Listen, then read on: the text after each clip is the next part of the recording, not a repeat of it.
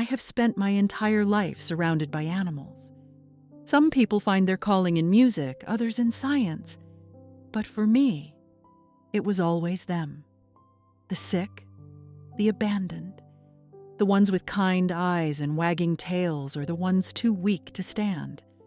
From the moment I was old enough to hold a kitten in my arms, I knew I wanted to dedicate my life to them. Becoming a veterinarian wasn't just a career choice. It was my purpose. I spent years in school memorizing anatomy charts, learning how to diagnose, how to heal, how to ease suffering. But there was one thing no textbook could prepare me for: death. No matter how many animals I saved, there were always the ones I couldn't, the ones whose bodies had given up, the ones too sick to hold on, the ones whose owners, with tears in their eyes, whispered, "I don't want them to suffer." That was the part I could never fully accept, the moment when I had to be the one to end a life. I told myself I was giving them peace, that I was doing the right thing, and yet, every time I held a pet in my arms as it took its final breath, a question gnawed at me. Where do they go? I believed in God, in an afterlife. But for animals? Science said no. Religion was silent. And that silence haunted me. One night, after a long and exhausting shift at the clinic, I had to put down a golden retriever named Max. His owner sobbed as she held him, whispering, "I'll see you again, buddy. I know I will." I smiled gently, but inside, doubt clawed at me. Driving home that night, my thoughts were heavy. What if I had been wrong? What if there was nothing for them once they die? Then, without warning, a crushing pain gripped my chest. My vision blurred, and the world tilted. The last thing I saw was the headlights of an oncoming truck, before everything faded to black. The last thing I saw was the headlights of an oncoming truck, before everything faded to black. But I didn't hit anything, at least not in the way I expected. Instead of the violent crash, the sound of metal twisting and glass shattering, there was silence, a deep, unnatural silence, as if the world itself had been muted. I was floating, weightless, disconnected from everything. For a brief moment, I felt nothing. No pain, no fear, just a strange, detached stillness. Then, suddenly, I saw it. My car was crumpled in a ditch on the side of the road, the front completely caved in. The windshield was shattered, tiny fragments of glass catching the glow of the streetlights. Smoke curled from the hood, rising into the night like a ghost. And inside, slumped over the steering wheel, was me. My heart should have pounded in my chest, but I didn't have one anymore. My body was down there, broken, lifeless, yet I was up here, hovering just above it. I tried to breathe, but I had no lungs. I tried to move, but I wasn't in my body. I was something else, something separate. A strange calm settled over me. Not peace, not yet, but an eerie acceptance. Was this death? Was this what happened when life ended? I looked around, expecting to see something. A tunnel of light? A dark void? But the world was still the same, unchanged. The road stretched on, empty. The trees swayed in the wind, oblivious. Everything was as it had been, except for me. And then I felt it. A presence. At first it was subtle, like a whisper at the edge of my consciousness, but then it grew, stronger, undeniable. It wasn't a person, nor an animal, nor anything I could compare to anything I had known in life. It was something ancient, something vast. And it was watching me. Before I could react, the world around me shifted, the air thickening with an unseen force. Then, as if pulled by an invisible current, I was no longer above my car. I was being taken somewhere else. The golden light surrounded me, pulling me forward like an unseen current. I had no control, no weight, no body, just awareness. I felt as though I was floating, yet somehow I was moving faster than I had ever moved before. There was no fear, no pain, just the overwhelming sensation that I was being carried toward something far greater than myself. Then, suddenly, everything changed. The golden glow burst open like a sunrise, revealing an endless landscape before me. But this was no ordinary place. The sky stretched infinitely in every direction, shifting between colors I couldn't name, hues deeper than the bluest ocean, warmer than the richest sunset. It pulsed, alive, as if it breathed along with me. The air was warm, yet not stifling. It wrapped around me like a gentle embrace, filled with something beyond oxygen, something pure. It was like inhaling love itself. Every part of me, even the parts I hadn't realized were aching, felt whole. And then I heard it. A sound so familiar, yet so unexpected. A chorus of barks, purrs, chirps, and whinnies, hoofbeats pounding against soft earth, wings fluttering in the air, the unmistakable laughter of animals at play. I turned, my breath catching in my throat. All around me, across vast golden fields, were animals. Countless animals. Horses galloped freely, their coats shining under the radiant sky. Birds of unimaginable color soared above, their songs filling the space with a harmony that felt like music and language at the same time. Cats stretched lazily in patches of sunlight, while rabbits darted between wildflowers that shimmered with an inner light. It was a world untouched by suffering, a place where no creature limped, no fur was matted with blood, no eyes were clouded with pain. Here, they were whole, free. And then, my heart nearly stopped, bounding toward me, tail wagging furiously, was Max. The golden retriever I had euthanized just hours ago. I dropped to my knees as he reached me, his eyes shining with pure, unfiltered joy. He let out a happy bark, and before I could even process it, he was on me, his warm body pressed against my chest, his tongue licking my face. "Max?" My voice cracked. I could barely get the word out. I reached out, hesitantly at first, expecting him to vanish like a dream, but he was solid, real. I could feel the softness of his fur, the warmth of his breath against my skin. Tears burned my eyes as I clutched him, the weight of every sleepless night, every doubt, every whispered prayer crashing into me at once. He was here, alive, whole. And suddenly, I knew. This place, it wasn't a dream. It wasn't a hallucination. It was real. A sob broke from my throat as I buried my face in his fur. "I'm so sorry," I whispered. "I didn't know. I didn't know." Max let out a soft whimper, pressing his forehead against mine, but there was no sadness in him, no pain, only love. And then, "Emma!" The voice wasn't loud, yet it filled everything. It wasn't harsh, yet it carried a weight that made my soul tremble. I turned, and before me stood a figure of pure, radiant light. I couldn't see his features in the way one sees with human eyes, but I knew. I knew in every fiber of my being who he was. Jesus! The moment I understood, my legs gave out. I fell to my knees, not out of fear, but out of knowing.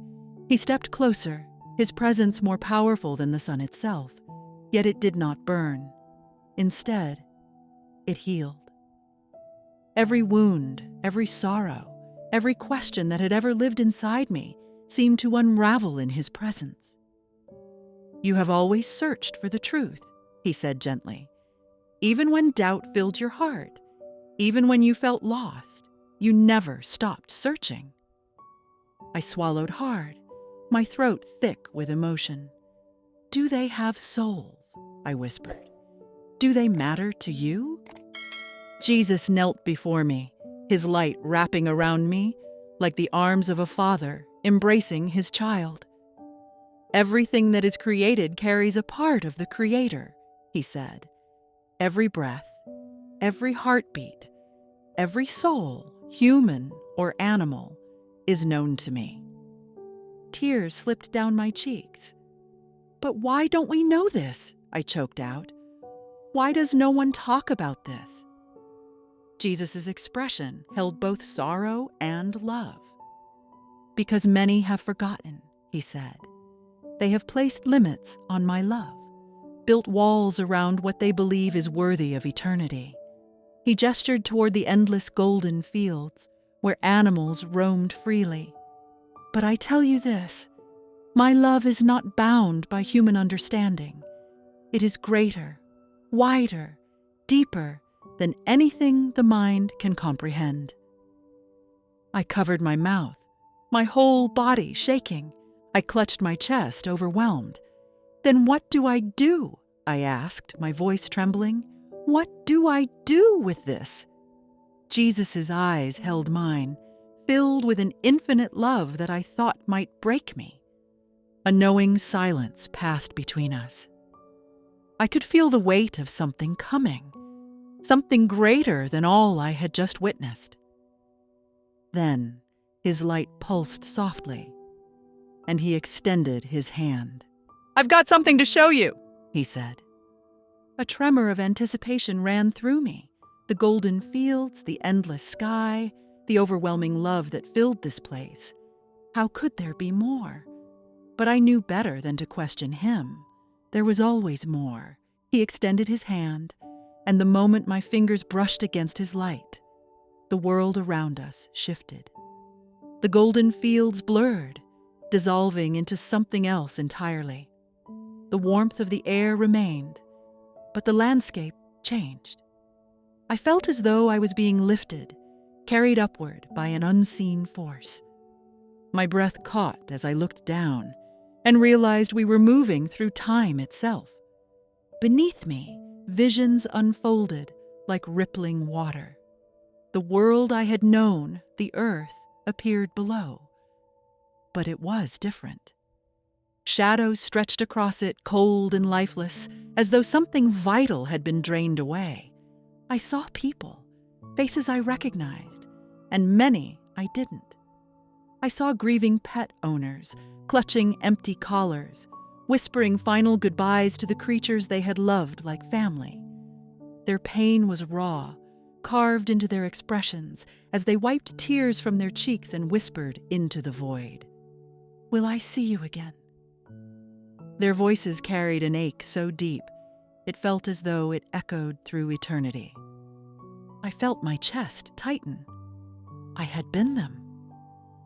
I had seen the heartbreak in my clinic, had felt the heaviness in my own soul each time I sent a beloved pet into the unknown.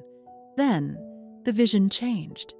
I saw others, people who had taken life without thought, who had treated animals as disposable, who had never once considered the weight of their cruelty.